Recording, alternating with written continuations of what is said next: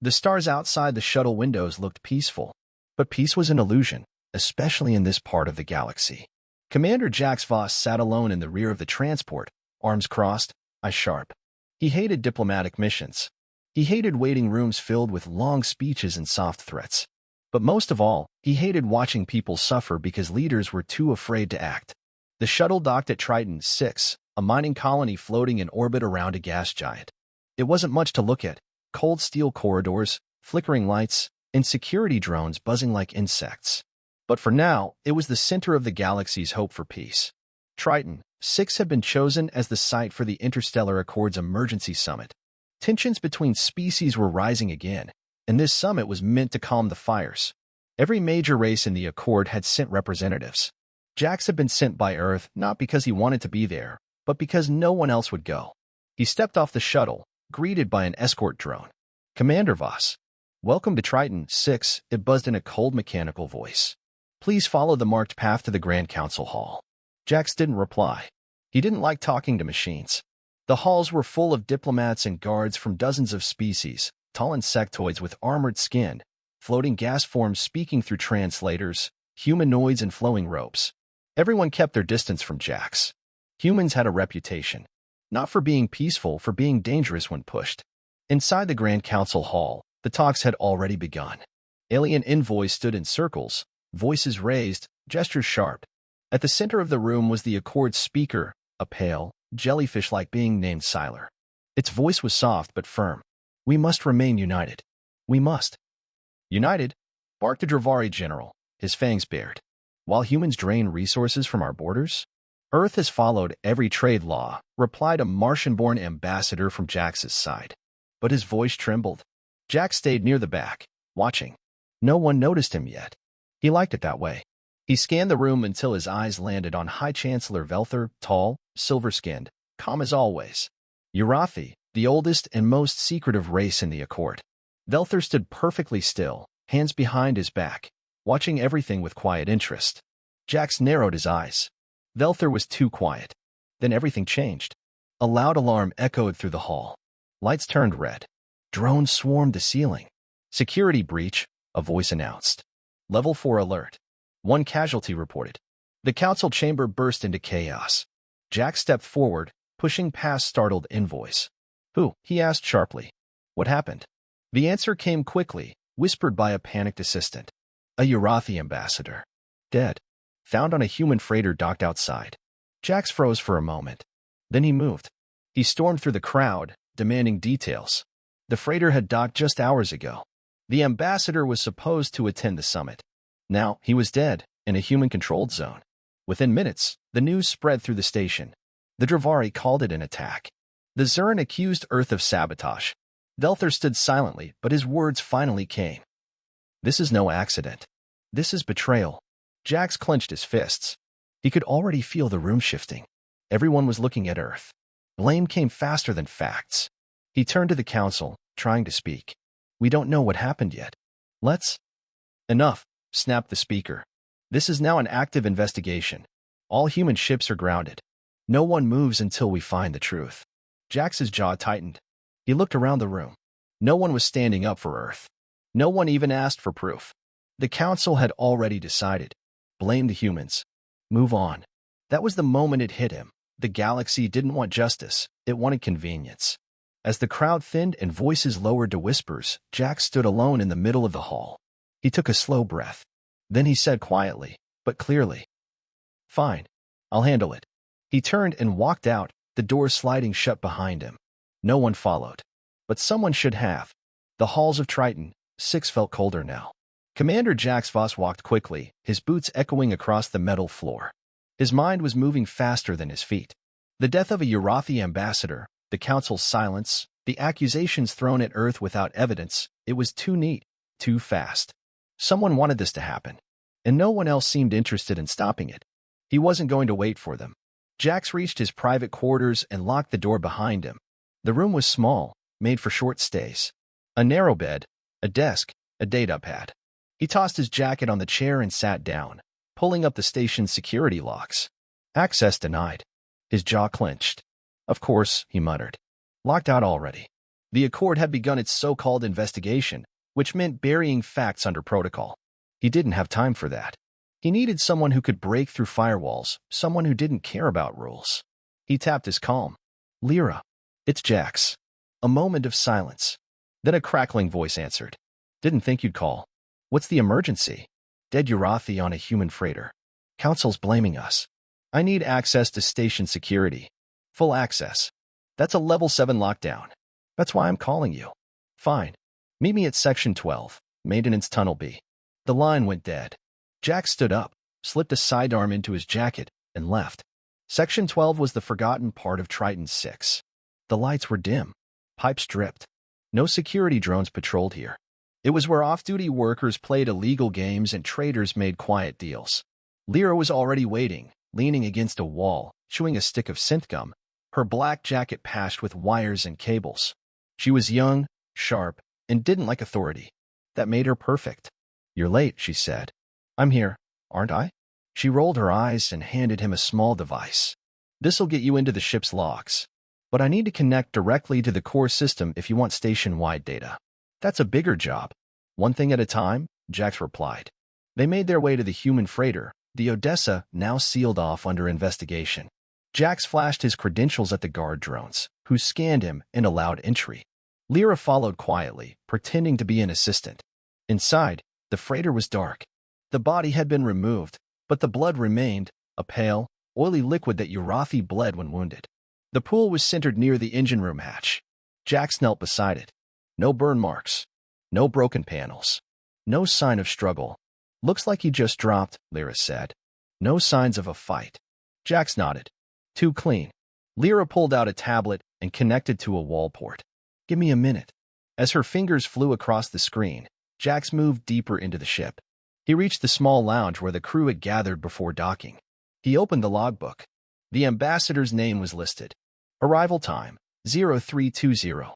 Last recorded location, Deck 4, Hallway intersection. Just a few meters from where he was found. He called out, Lyra, anything from internal cams? Most were wiped. But I found one clip that didn't get erased, probably buried by accident. She tapped a button. A small projection appeared in the air, grainy and low resolution, but clear enough.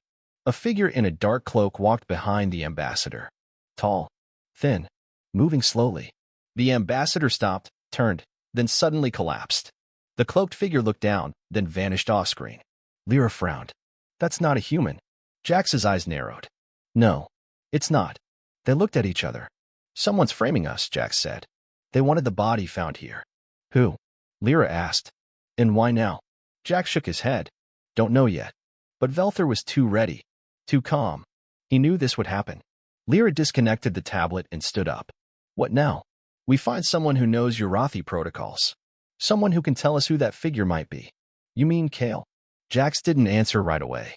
Kale was a Urathi exile, a former pilot who had broken with his empire and barely escaped with his life. He now lived in the station's underlevels, hiding from both his people and the Accord. No one trusted him. But he owed Jax a favor. Yeah, Jax said finally. Kale. An hour later, they found him. Kale sat at a rusted table in a rundown diner, sipping something thick and gray from a cup. His skin was pale blue, his eyes glowing faintly. When he saw Jax, he didn't stand. You must be desperate, he said. I am. Kale smiled. Good. Desperate people don't lie. Jax slid the tablet across the table. Kale watched the footage. When it ended, he looked up. That's no ordinary Urathi. That's a shadow blade. One of Velther's private agents. They don't exist, officially. But I've seen them before. Lyra leaned forward. Why kill their own ambassador? Kale's voice was quiet. To start a war. Jax stood, his voice calm but steady. Then we're already running out of time. He turned to Lyra and Kale. The council won't act. They're scared. But we know the truth now. We'll find more proof. We'll show the Accord what really happened before Velther makes his next move. No one said anything for a long moment. Then Kale stood up, finished his drink, and said, All right, Commander. Let's handle it. The truth had a cost. Jax Voss knew that better than most. He sat in a small, silent room with Lyra and Kale. The lights were dim, the air stale. The place was an abandoned communications relay in the lower sector of Triton, 6, far from the eyes of the Council or anyone else who might be watching. The video clip they'd recovered played again on a flickering screen. The shadowed figure behind the Urathi ambassador. The quiet fall. The silent exit. Kale stood with arms crossed, his voice low and certain. That's a shadow blade. They don't leave traces. They don't speak. They follow only one order, Velthers. Lyra shook her head. And no one else on the council suspects this? They suspect plenty, Jax said, but they won't act without proof they can wave in public. He stood and paced. Velther played this perfectly. A Urathi dies in human custody. He blames us, demands Earth's removal from the Accord, and looks like the victim the whole time. Lyra frowned. Why would the other races go along with it? Because they're scared, Kale answered. Velther has power. Ships. Influence. The Accord is held together by fear and trade, not trust. Jax stopped pacing. Then we need real evidence. Something they can't ignore. He turned to Lyra. You said you needed direct access to the core system? She nodded. I can break in, but I'll need to reach the primary relay hub, top level. Heavily guarded now. Since the murder. Jax didn't hesitate. Then we go in tonight. The upper levels of Triton, 6 were clean and polished, nothing like the lower decks. Guards in black armor patrolled every hallway. Surveillance drones floated above, scanning faces and ID chips. Jax, Lyra, and Kale moved through the shadows. Lyra wore a maintenance uniform. Kale had on a heavy cloak, and Jax used an old officer's badge that still had enough clearance to get them through side doors. But even with all that, it was risky. They reached a small control junction hidden behind a service panel. Lyra crouched beside it and opened her toolkit. Give me 2 minutes. Kale kept watch while Jax stood close. Every sound felt louder here, footsteps in the distance, the hum of energy coils in the walls. You trust her? Kale asked quietly. Jax didn't look away from the corridor. With my life. And me. Jax gave a small smirk. Not even a little. Kale laughed softly. Lyra gave a short whistle. I'm in. They slipped inside a side access door and climbed a narrow stairwell to the main relay control room. It was empty for now. Screens lined the walls, each showing parts of the station, the docks, the marketplace, the corridors outside the council chambers. Lyra moved fast, fingers flying over the console. I'm pulling archived security footage, sensor logs, and internal comms for the last 48 hours. If the killer moved through here, left any data trace at all, I'll find it. Jax kept his eyes on the doors. He didn't like sitting still this long. Kale studied a screen showing Urathi diplomatic quarters. Velther doesn't stay there. He has a private suite, heavily shielded. No cams, no signals allowed in or out. Which means he's hiding something, Jax said. Suddenly, Lyra gasped. Got something. She turned the screen toward them. It showed a short, corrupted clip, camera feed from a corridor near the loading bay where the ambassador arrived. It wasn't much, but in the corner of the frame, the same shadowed figure appeared. Same cloak. Same silent movement. And then, a flicker of light. A moment of skin revealed under the hood. Smooth, silver blue. Kale pointed at it. That's one of Velther's elite. No doubt. Jax leaned closer. Can we clean up the image? Lyra nodded. Yeah. Won't be perfect, but good enough to match biometric data. Do it, Jax said. And prep a transmission package. We'll send it to the council, all of them. Simultaneously. Kale raised an eyebrow. They'll block it. Not if we send it through the emergency relay line. It overrides standard channels. Lyra's fingers didn't stop moving. This kind of move, it'll make us targets. Jax's voice was firm. We're already targets. Suddenly, an alert flashed on the console. Unauthorized access detected. Station security is on the way. How long? Jax asked. Less than 2 minutes. Jax grabbed the tablet, the evidence copied and ready. We move now. They retraced their steps, moving fast. But this time, guards were in the hall. Jax took the lead, flashing his badge and walking with purpose. Diplomatic inspection. Emergency clearance. The guards hesitated. One of them glanced at a scanner. The ID flashed red. That badge is expired. Jax punched him square in the face. The guard dropped. The others reached for weapons, but Kale was faster, grabbing one by the throat and slamming him against the wall. Lyra threw a flash pod down, filling the corridor with white smoke. They ran. By the time they reached the lower levels again, alarms were sounding. Jax led them into a supply tunnel, sealing the door behind them. They sat in silence, breathing hard. Lyra looked at him. We just committed treason. No, Jax said. We just saved the truth. Kale gave a dry smile. Now let's see if anyone's willing to hear it. Jax looked down at the tablet in his hand, the last honest record in a galaxy of lies. The truth was ready to be seen, but the galaxy didn't want to see it. Commander Jax Voss stood in a narrow passageway below Triton 6, holding the tablet like a weapon. On it was everything: the corrupted video feed, the enhanced image of the cloaked assassin, and Kale's confirmation that it was a Urathi Shadow Blade, a private killer, a direct link to High Chancellor Velther. Jax had proof, but proof meant nothing if no one was brave enough to act on it. Across from him, Lyra sat against a wall, eyes half closed, breathing slowly. She was tired. They all were. They had been running from station guards for hours, hiding in forgotten ducts and behind sealed bulkheads. Kale stood watch by the tunnel door, arms crossed, calm as ever. "They'll seal the lower levels soon," he said. "No way out." Jax didn't look up. "Then we send the evidence before they do." Lyra pulled herself up and opened her portable comm station, a patched-together device made of military scraps and outlaw parts. It could punch through normal communication blocks, but the real challenge wasn't sending the message. It was who would listen. "We send it straight to the Accord emergency relay," Jax said. "It forces playback to every active council chamber across all 12 races. Real time. Unstoppable." Kale raised an eyebrow. "You sure you want to humiliate Velther that publicly? He killed his own ambassador to frame Earth. He almost got what he wanted: war. I think it's time the galaxy saw who he really is." Lyra looked over. "The moment we hit send, we'll be marked. Not just by Urathi. By everyone who wants to keep the peace fake." Jax nodded. "Then we make it count." It took 10 minutes to format the files. Lyra scrubbed the video again, stabilized the image. The assassin's face flickered clear for 2 seconds, long enough for biometric tagging. She embedded Kale's expert statement beside it. Then she included station records, logs showing when cameras were shut off, and proof that the killer used a forged human access code. Lyra typed in the final header: "Urgent. False flag attack. Ambassador death stage by Urathi agent." She looked at Jax. "Say the word." Jax's jaw tightened. "Send it." Lyra pressed the button. The signal jumped from the portable relay, climbed through the access tower, and blasted into the Accord's galaxy-wide emergency channel.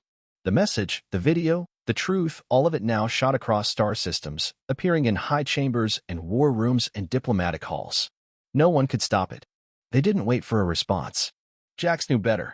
He, Lyra, and Kale moved again, this time toward Dock 5, where an old courier ship was still docked. Jax had used it once to sneak weapons into a blockade zone. It wasn't pretty, but it flew. But halfway there, the blast doors slammed down.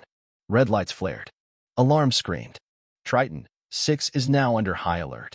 Unauthorized broadcast detected. All exits sealed. All personnel report to lockdown stations. "We're cut off," Lyra said. Kale glanced at the ship, just visible past the heavy doors. "We won't reach it in time."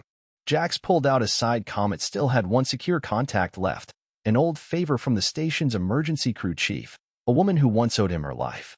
He keyed it in. "Voss here. We need door 17 unlocked. Now." A pause. Then a voice replied, soft but serious. "They'll know it was me. They'll know anyway. I gave them no choice." Another pause. "Opening it now. You owe me." The door hissed and began to rise. They ran. By the time they reached the courier ship, station guards were close behind. One fired.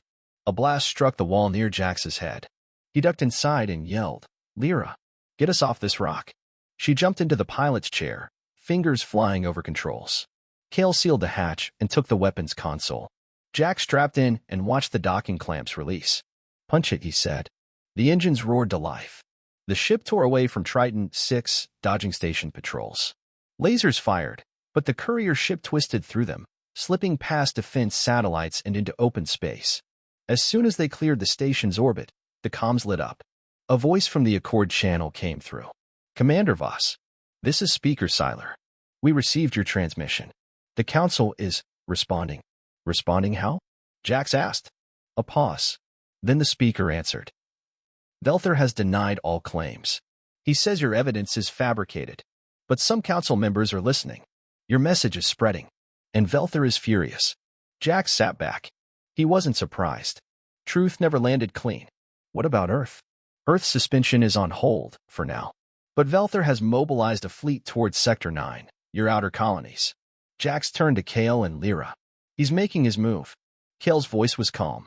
War fleets don't move without a plan. Jack stared out the front screen into the cold stretch of stars ahead. Then we need to move faster. To where? Lyra asked. To the Resolute, Jack said. The Resolute was Earth's oldest dreadnought, stationed near Sector 9. It was retired, barely operational. But it had one thing no other ship had: Jax's old command codes.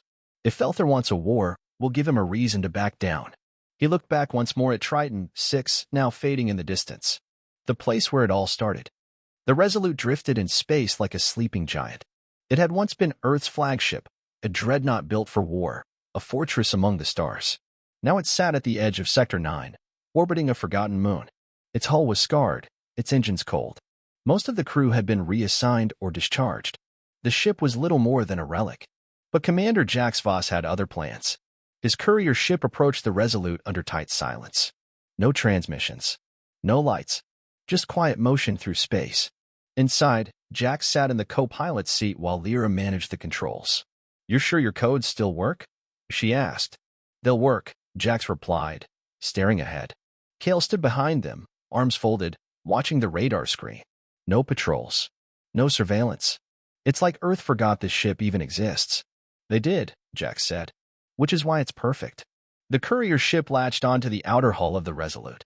With a loud thud, the airlocks connected. Jax led the way, stepping through the passage as emergency lights flickered on.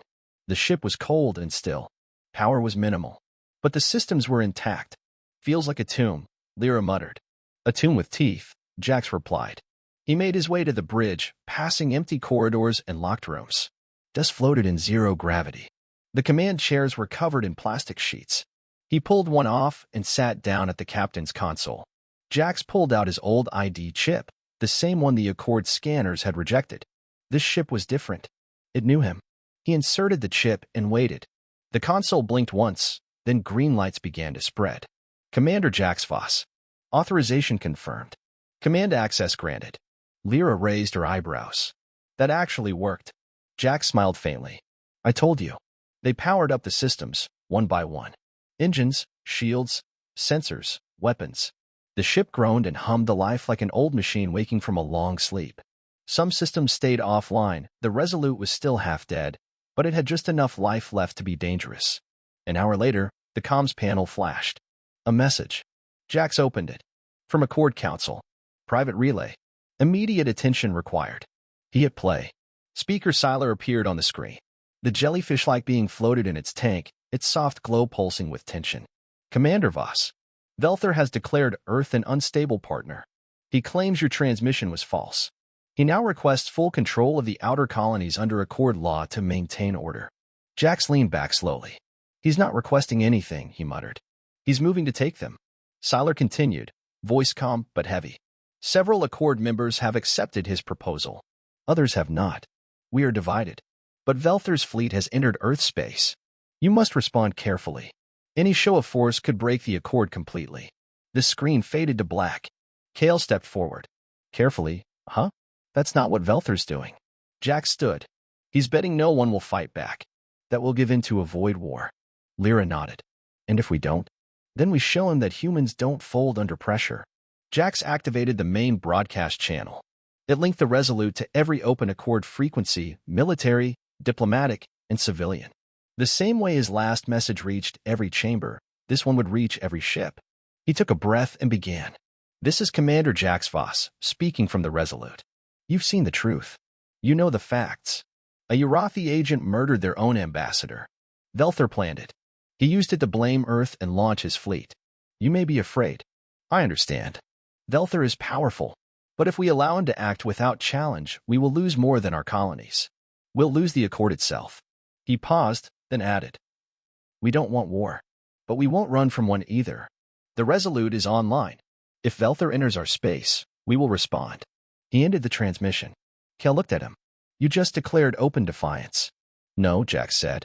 "I gave him a chance to back off." "Will he?" "No." Within minutes, sensor alarms screamed. Ships had entered the system. 3 Urathi warcruisers. Heavy class. Armed and ready. Their signals were cold, silent, not broadcasting diplomatic intent. They were here for one reason: to take control by force. Jax turned to the helm. "Lyra, get us moving." "Kale, Ready the weapons. You can't fight 3 cruisers with this old beast, Lyra said, hands flying over the controls. Not head-on. But I don't need to win. I just need to stall them. Stall them for what? For the galaxy to see what Velther really is. The Resolute powered forward, its engines shaking the hull. Jax opened a direct channel to the lead Urathi ship. This is Commander Voss. Stand down. Turn back. You have no right to enter this sector. No response. Then a voice came, smooth and cold. Commander Voss, your lies will be buried with your ship. Velther himself. Jax smiled grimly. Then come try. The battle began. Lasers lit up space. The Resolute moved slower than the Urathi ships, but it was tougher. Old Earth steel held under fire. Jax steered into an asteroid field, using it as cover. Lyra rerouted power from life support to shields. Kale launched countermeasures and short-burst torpedoes. They didn't win, but they didn't lose. More importantly, the battle was being broadcast. Accord ships nearby picked up the feed. Civilian channels streamed it. Velther's unprovoked attack was being seen by the entire galaxy. And then a surprise. Accord vessels not aligned with Velther began arriving. First 1, then 2, then 7. They didn't fire. But they didn't help him either. They just watched. Velther's ships paused. Their commander sent one last message. This is not over, Voss. Then, they turned. Slowly. And left the system. The Resolute floated in silence. The bridge was dark, sparking from damage. Lyra was bleeding from a head wound. Kale's arm was burned. Jax leaned against the console, breathing hard. But they were alive. More importantly, Earth was safe. For now. The Resolute floated in silence above the battered moon of Sector 9. Its hull was scorched, its engines overheated, and the left wing had taken a direct hit. Sparks flickered along broken control panels. Smoke filled the air, mixing with the stale scent of oil and burned wiring. Still, the ship held together. Barely. Commander Jax Voss stood at the center of the bridge. Blood trickled down his temple. He ignored it. He couldn't afford to sit down, not while the galaxy balanced on a blade's edge. Kale worked the weapons console, one hand wrapped in bandages. Lyra sat at the helm, lips tight, her fingers stained with oil and bruises. None of them had slept. They couldn't. No enemy signals on radar, Lyra reported. Velther's ships jumped out of the system. But they didn't go far. Just outside sensor range. He's waiting, Jax said quietly. For what? For backup, Kale guessed. Or for someone to give him permission to finish what he started. That's what made Velther so dangerous. He never moved without cover, legal, political, or otherwise. If enough Accord members sided with him now, he'd return with 10 times the firepower. And this time, he wouldn't hesitate. The comms panel flashed again. Another incoming message. Jax moved to the console and opened the line. Speaker Siler's image appeared, this time surrounded by 6 other council members, each from a different race. Some looked angry. Some confused. 1 or 2 simply looked tired. Commander Voss, Siler said, voice calm but strained. Your broadcast has caused division within the Accord. Velther accuses you of aggression. He says you lured his ships into a trap. Jax let out a short breath. I didn't lure anyone. He came to Earth's doorstep uninvited. We defended ourselves. An insectoid counselor, eyes twitching with irritation, buzzed in. You threatened open resistance. I warned him not to start a war, Jax said. He came anyway. Another counselor spoke, a tall, robed being with glowing green eyes. But your proof, it's real. We verified the biometric data. The assassin was a shadow blade. Siler gave a slow nod. There is division, but more of us believe you now. Enough to stall Velther's advance. He has retreated, for now. That won't last, Kale muttered under his breath. Siler continued. We ask that you stand down. Return to Earth. Let us settle this peacefully. Jax didn't answer right away. He looked out the bridge window at the stars. So beautiful. So quiet. But underneath, still full of danger. He turned back to the screen. I'll stand down, he said. But hear me clearly. If Velther sends one more ship into Earth space, I won't wait for your permission to act. The line went silent. Then Siler gave a single, slow nod. Understood. The transmission ended. Later, the lights on the Resolute dimmed to emergency power. Jax sat in the captain's chair, finally still. His uniform was torn, his boots scuffed, his face unshaved and exhausted. Kale walked over, his injured arm in a sling. That wasn't a victory, he said. It was a warning. Jax nodded. I know. But we're still standing. Lyra came in with 3 steaming cups of something bitter. You ever think we'd end up defending the galaxy's most broken treaty with a half-dead warship? Jack smirked. Never. But if I'm going to die out here, I'd rather do it for something that matters. They drank in silence. It wasn't a toast. It was survival. Hours passed. Repairs were slow. Supplies were low. But messages began to trickle in, small signs of hope. A Drill outpost pledged support. A Zuran freighter captain sent thanks for revealing the truth. A minor Accord world offered to send spare parts. One message came from Earth itself, short and simple. We see you. We believe you. We're with you.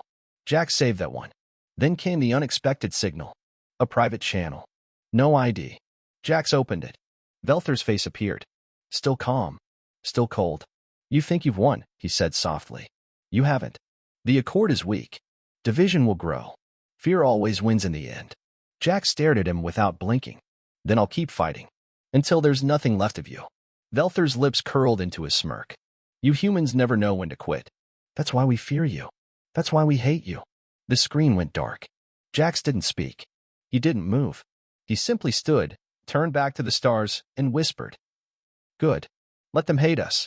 Just not break us. The Resolute drifted above Earth's outer colony line like a wounded animal guarding its den. Repairs were nearly done. Engineers had arrived from nearby colonies, bringing supplies and fresh crews. The bridge was no longer dark. Lights hummed softly. The engines were quiet, but they worked. The dreadnought was ready to move again if needed. But for now, it waited. Commander Jax Voss stood alone in the observation deck, staring at the planet below. The colony, Tarsus 4, looked peaceful from orbit. Oceans shimmered. Forests stretched like green rivers across the land. But he knew that peace was fragile. One wrong move, and this place would burn. He had seen too many planets fall. Footsteps echoed behind him. Lyra entered, now cleaned up and bandaged. Her bruises were healing, but the sharpness in her eyes hadn't faded. Council broadcast just went live, she said. You might want to hear this. Jax followed her back to the bridge, where Kale was already waiting, arms folded, silent as usual. The screen lit up with the familiar floating form of Speaker Sylar. The Accord chamber was full. This time, there were no arguments. No shouting. Just silence and a single voice. Sylar spoke. We, the Accord Council, have reviewed the evidence presented by Commander Jax Voss. After independent verification, we confirm the death of the Urathi ambassador on Triton 6 was orchestrated by Velther's private agents, not Earth. A pause. A quiet shift in the room. We further confirm that Velther acted without Council approval when he sent warships into Earth space. This breach of protocol is a violation of Accord law. Kale leaned forward. Here it comes. Effective immediately, the Urathi Empire is suspended from the Accord. Velther is to be removed from diplomatic command and brought before a special tribunal. Gasps filled the chamber. Even in space, you could feel the shock. Jack stayed quiet. Sylar looked directly into the camera. And finally, we recognize the actions of Commander Jax Voss as honorable, courageous, and vital to the survival of this peace. Lyra let out a slow breath. Kale gave a small nod of respect. Jax didn't smile. He didn't cheer. He just looked out the window. 3 days later, the Resolute returned to Earth orbit. Jack stepped off the ship to quiet applause from a crowd of officers and civilians. Some held signs. Others stood in silence, just to see him, the man who had stopped a war with an old ship and a stubborn will. A reporter pushed a mic into his face. Commander Voss, what does this victory mean for humanity's place in the galaxy? Jax looked at her for a long second, then said, simply, It means we're not afraid to stand alone when it matters, and walked away. Later, Jax sat in a small office inside the Earth Defense Council headquarters. Clean walls. Soft chairs. Too quiet.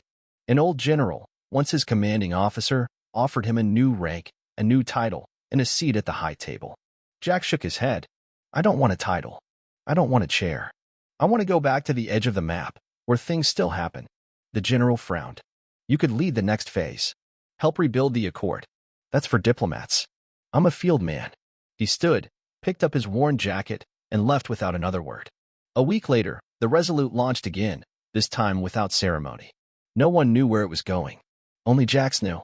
Kale had returned to the shadows of neutral space. Lyra had taken a job training new engineers on Mars, but she promised to answer if he called. For now, Jax flew alone. No war. No orders. Just silence and a galaxy still full of broken things that needed fixing. He looked out the window again, stars stretching across blackness. A message blinked on his console from a small colony at the edge of known space. Power grid failing. No response from Accord support. Pirates moving in. Jax cracked his knuckles, smiled to himself, and said aloud, "Fine, I'll handle it." He pushed the engines forward and vanished into the stars.